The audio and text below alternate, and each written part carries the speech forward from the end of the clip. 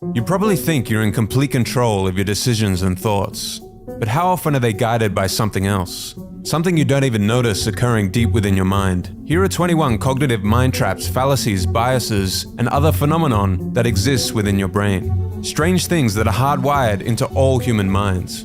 You may go through your entire life or well into adulthood completely unaware that you're carrying around these thinking errors and mental shortcuts that influence your day-to-day thinking. You can't turn them off or delete them from your brain, but being one of the few people that can notice when they arise in your mind and knowing the situations they're likely to act upon your decision-making is one of the first steps to becoming a more thoughtful and rational thinker.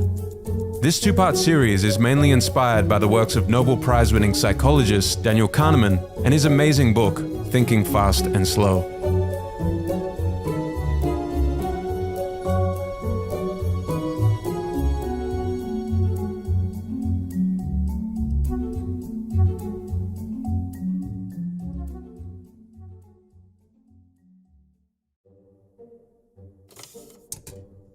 Cognitive dissonance. A fox snuck up to a vine. He stared intently at the juicy purple overripe grapes. He tried to get at the grapes, but they were too high. Frustrated, he tried again. He launched himself upward, but came no closer to the fruit. He leapt for a third time, this time landing with a thud. Still no grapes. The fox turned up his nose. I don't really care. Only grapes that aren't even ripe. Why would I want sour grapes? He turned around and walked back into the forest. This is one of Aesop's fables and also where we get the term sour grapes from. The fox had three choices: get to the grapes, admit that he wasn't smart or skilled enough to obtain the grapes, or to reinterpret the situation retrospectively. Or put simply, create a new belief that is in conflict with the first belief. When we choose option 3 and we have two held beliefs that are in conflict with one another, that is an example of cognitive dissonance. If you interview for a job but someone else gets it, instead of reasoning that the other person was better, you tell yourself that the job was no good anyway, or that the interviewer was unfair. When people can't get what they want, they often tell themselves it isn't what they wanted anyway. When people don't want to follow through on something, they often find new beliefs to rationalize the action to fit the first belief. You think all rich people are greedy and evil, but you also want to be rich. The dissonance leads to discomfort, mental stress, and anxiety. If the dissonance grows more intense, it can lead to depression. If you notice dissonance, you can ask yourself, what are the two beliefs that are competing and are incompatible? Am I telling myself this new belief because I couldn't get what I wanted? Or is this new belief because I need an excuse to explain away my first belief? What actions can I take to change my behavior or mindset and eliminate the dissonance? Because when it comes to cognitive dissonance, you can play the clever fox all you want, but you'll never get the grapes that way.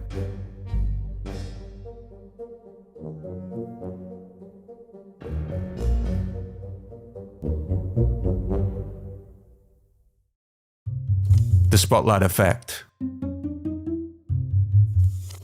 You arrive 5 minutes late to the office and you feel like everyone is judging you. It's your first day at the gym and you feel like everyone is watching you. You spill a small amount of sauce on your shirt and you feel so embarrassed because you think the whole party is going to notice. The spotlight effect is the phenomenon in which people tend to believe people are observing them more than they are. People are seldom interested in you and your actions as much as you think. So do yourself a favor, stop overestimating how much people are observing you and reduce the anxiety that is probably just the result of the spotlight effect. The anchoring effect. Whenever we have to guess something, let's say the population of Russia, we use anchors, starting with something we know for sure to be true, so it must be greater than 1, must be less than 7 billion, and is less than the population of China. We then take these anchors and explore the unfamiliar territory. Unfortunately, we use anchors when we don't need to. Take a moment to pause and look at these two questions. Is the height of the tallest redwood tree more or less than 1,200 feet? What is your best guess about the height of the tallest redwood? If we ask Group A these two questions and Group B these two questions, we would consistently get very different answers because of the anchoring effect. The words and numbers we use anchors people's decisions. But the anchoring effect doesn't only apply to numbers that appear informative, such as in the tree example. According to Kahneman, anchors that are obviously random can be just as effective as potentially informative anchors. An experiment was conducted on German judges with an average of 15 years experience. Each judge was read a description of a woman who had been shoplifting, then asked to roll a pair of dice, which were loaded to only add up to 3 or 9. As soon as the dice stopped, they were asked to answer how long they would sentence this woman. The judges who rolled a 9, on average, gave her an 8-month sentence. The judges who rolled a 3, on average, gave her a 5-month sentence. The researchers found that the anchoring effect was influencing their judgments. Numerous other studies using arbitrary numbers like the last digits of phone numbers or social security numbers also confirmed our anchoring bias. In sales and negotiations, anchors are being used all the time, and there will be people who are willing and able to set up this mind trap and exploit the anchoring effect against you. The car salesman setting a high price from the start so that the price that he actually wants to get from you seems like a good deal. The $150 dress at the front of the store sets the anchor for the $50 dress at the back of the store. Online stores, salary negotiations, and real estate deals are all playgrounds for the anchoring effect. And it's one of our most powerful biases. You can't turn it off, but you can remind yourself of your vulnerability to it and try to proactively set your own mental anchors before going into any sales or negotiation environment. Take a look at these examples. Let's say I want to sell my book. You can get my online course for $1,999, or you can get my book for just $15. I anchor you to the higher price first, so that the price of my book seems like a bargain. If I wanted to sell my course, on the other hand, I would need to find a better anchor. It costs $135,000 to go to college and learn the same things I'm going to teach you in my online course for only $1,999. If Sarah wanted to buy a $50,000 car and experiment with anchoring, she wouldn't show her partner a bunch of similar priced cars. She would show him a few $90,000 cars she likes first, and after she gets an audible gasp at the price, then she would show him the car she actually wants. And now it doesn't seem as expensive. The price you anchor first determines how people feel about the value of your offer. They have sent us the asking price for the home. Let's not let the numbers influence our thinking. Set it aside, let's perform our own due diligence and arrive at our own number. Our objective in this negotiation is to move first and get them anchored to this number.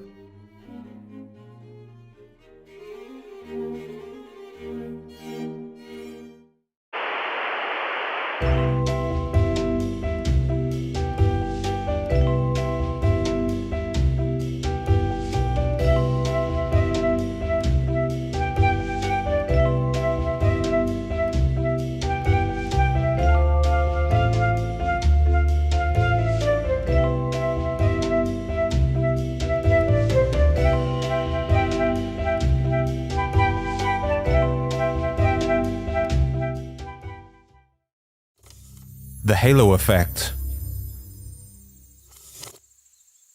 What do you think about Alan and Ben? Alan is intelligent, industrious, impulsive, critical, stubborn, and envious. Ben is envious, stubborn, critical, impulsive, industrious, and intelligent. If you're like most people, you see Alan in a better light than you do Ben, even though the traits mentioned are exactly the same. When it comes to the halo effect, sequence matters. More weight is given to the first piece of information we receive. The first piece of information helps us quickly create a story of the person or situation in our minds. Sure, Alan is stubborn and envious, but that is only because he is intelligent and wants to win in business. And yes, Ben is intelligent, but he uses that intelligence in envious ways. The halo effect occurs when a single initial aspect of a person or thing determines and affects or outshines how we see the full picture. When you first start dating someone, both parties in the relationship are on their best behavior. You start to develop a halo of positive thoughts around this person. Small traits you dislike might begin to pop up, but often go unnoticed because the halo, the positive emotions, and the initial information you gathered on this person is blinding out any of the negatives. The honeymoon phase of a relationship is often when the halo effect influences your judgment the most. If we learn that someone graduated from a prestigious university, the halo effect will distort all other traits we attribute to that person without any evidence. Bernie Madoff was the darling of Wall Street, a legendary investor. The amazing returns and reputation of his company were the halo that made people also conclude his company must be trustworthy. The halo outshone the numbers that made no sense and the underlying fact that he was running the biggest Ponzi scheme in history. Numerous studies have shown that attractive people are automatically perceived as nicer, more honest, and more intelligent. The halo effect can also be found in schools. If a student answers 2 essay questions and the teacher gives the first essay a high grade, he or she is prone to subconsciously give that more weight and give the second essay a higher grade also, and vice versa for low grades. In the work environment, the standard practice of most meetings is to have open discussions on a topic. Daniel Kahneman, in the book Thinking Fast and Slow, argues that it is better to gather independent judgments on the topic from everyone in the group before the issue is discussed, because far too often the opinions of the first people to talk are given too much weight and influence the group's input, especially if the boss speaks first. Modern research suggests that the old saying, "first impressions last," turns out to be true. After meeting someone for the first time, our judgment of that person can influence us for a long time into the future. We jump to conclusions and our perception of true characteristics is distorted by the halo effect. To combat this, try to move beyond the first appearance of someone or something and decorrelate error. Remember that your brain is trying to help you by making the most complete story it can on the limited information it is provided. The problem is that these mental shortcut stories we tell ourselves about a person or thing are often inaccurate from reality. He knows nothing about her personality. All he's going by is how good looking she is. He's succumbing to the halo effect. Hey look, this new applicant graduated from Harvard. She doesn't have any experience in this position, but I think we should interview her anyway. Let's gather ideas independently on this topic before the meeting. I don't want my ideas to influence the group's.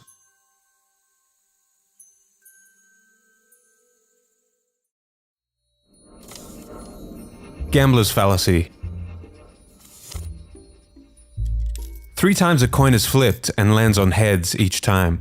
Let's say that someone forces you to wager thousands of dollars of your own money on the next toss. Would you bet on heads or tails? If you think like most people, you will almost always choose tails, although heads is equally likely. But why? We believe in some kind of balancing force in the universe. If we ask people to choose which sequence is more probable, most would pick the top sequence, but both sequences are equally probable. We generally underestimate the likelihood of streaks occurring by chance.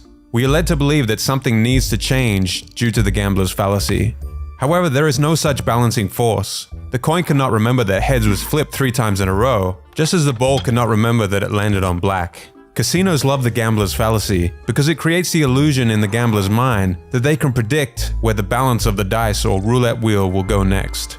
This fallacy can apply anywhere there is a sequence of decisions. That awkward feeling you get when you've answered 5 C's in a row of a multiple choice exam is this fallacy at work. A University of Chicago review found asylum judges were 19% less likely to approve an asylum seeker if they had just approved the previous 2. The same person applying for a loan was more likely to get approved for a loan if the previous 2 applicants were rejected, and was more likely to be rejected if the previous 2 applicants were approved. Similar findings were also found when analyzing the sequence of decisions of baseball umpires. Take a closer look at the independent and interdependent events around you. Independent events are not influenced by balancing forces of nature. The contrast effect. If you see some leather seats for $3,000, they may seem a little expensive. If you're buying an $80,000 car, on the other hand, the $3,000 leather seat upgrade seems almost like nothing. Research shows that people will walk an extra 10 minutes if it means saving $10 on food. However, nearly all wouldn't walk 10 minutes to save $10 on a $1,000 suit. It's easy to think something is attractive, large, or expensive when it sits next to something ugly, small, or cheap. Absolute judgments can be difficult to make. Try to catch yourself the next time you go shopping to see if your purchasing decisions are being influenced by the contrast effect.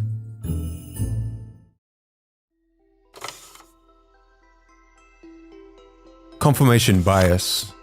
You have an existing belief about something, you go in search of evidence that supports that belief, which further reinforces the belief. And you continue this cycle. If you come across evidence that doesn't support your belief, you filter the disconfirming evidence, and your brain forgets it after a short period of time.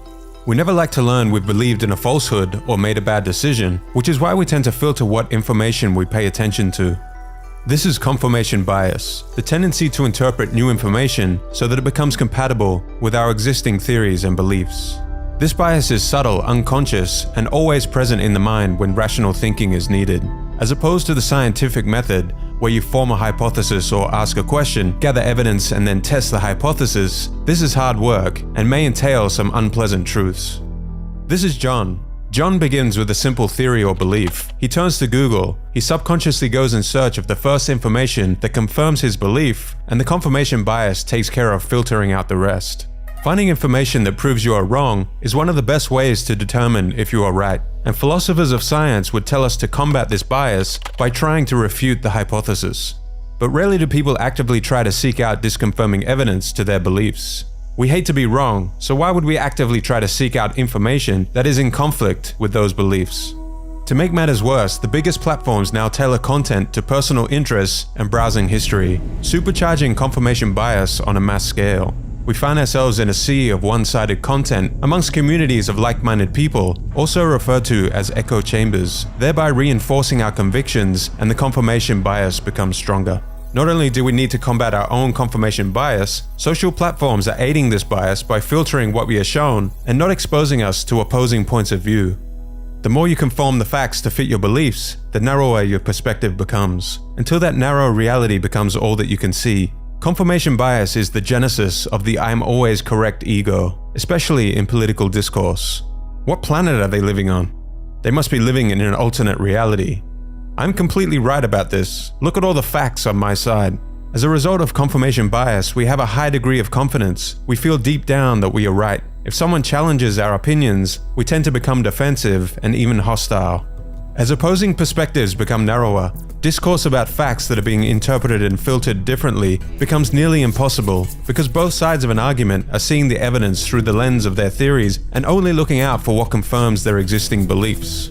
Echo chambers are the flywheels for frequent repetition and dissemination of ideas. The same ideas are shared, liked, and repeated, and any new beliefs are quickly shut down. All divergent thinking and opinions begin to disappear. When people hear the same thing repeated enough times, the facts may as well go out the window. According to Daniel Kahneman, a reliable way to make people believe in falsehood is frequent repetition, because familiarity is not easily distinguished from truth. There is no way to eliminate confirmation bias, only ways to reduce its effect on you. First is to simply become aware that this mind trap exists. If time does allow you to reflect, try to think gray. If you truly want to become an independent thinker, you need to suspend judgments, explore the gray areas, and expand beyond the hive mind of the group. Try to get your information from a variety of sources and avoid being influenced into a belief because it is what others are telling you to think or has been repeated enough times you accept it as truth. Confirmation bias is a perspective narrower. Try to widen your perspective because in most cases the objective facts lie somewhere in between in the gray area.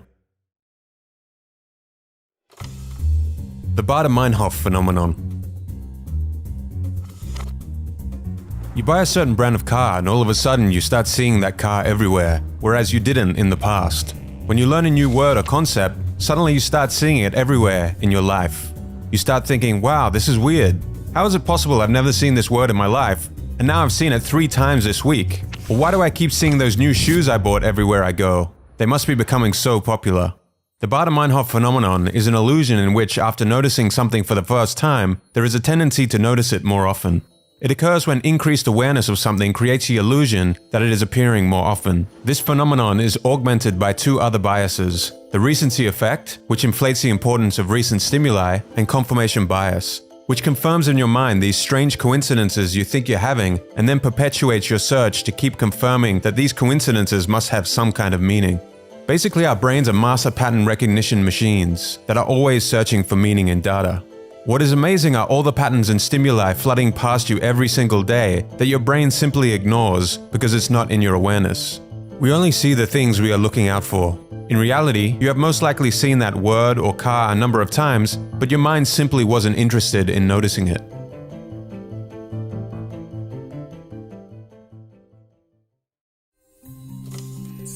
Zeigarnik effect. We can almost always remember incomplete tasks, but we easily forget completed tasks. To put simply, incomplete tasks will stick around in our memory longer than completed tasks. Originally, it was believed that the only way to prevent the Zeigarnik effect from gnawing away at our thoughts was to complete the incomplete tasks. However, further research into the Zeigarnik effect found that simply having or writing down a plan to complete the task was enough to stop the effect. So if you find yourself awake at night with these incomplete tasks stressing you out, grab a pen and pad and write down a quick plan to get the job done. Getting the task out of your head and onto paper combats this effect and will give you more peace of mind.